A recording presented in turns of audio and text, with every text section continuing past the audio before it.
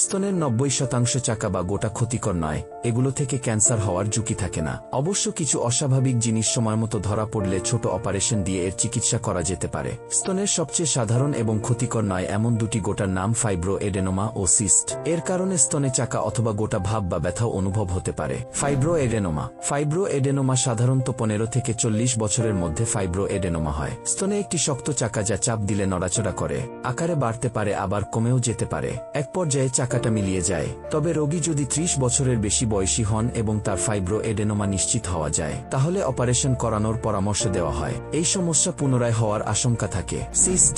Cyst তরল পদার্থে ভরা থলেকে সিস্ট বলা হয়। জরায়ুর মতো স্তনেও সিস্ট হয়। এই সমস্যায় ব্যথা হতে পারে।